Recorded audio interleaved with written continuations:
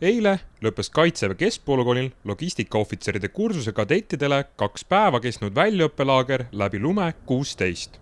Laagris oli siis 6 logistikaohvitseride kursuse kadetti, kes osalesid siis maastikusõidulaagris. Õppisid tundma erinevaid Kaitseväe tehnika käsitsemist ja nende erinevaid seadmeid, mis meil peal on.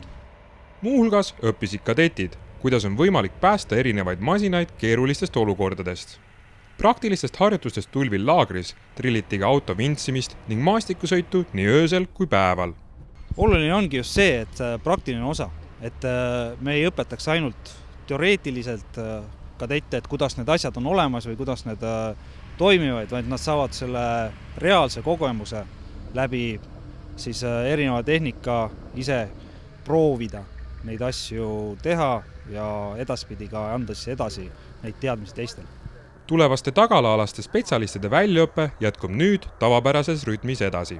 Logistikaohvitseride kursuse kulminatsiooniks on lõpuharjutus õppusel Kevadtorm 2016.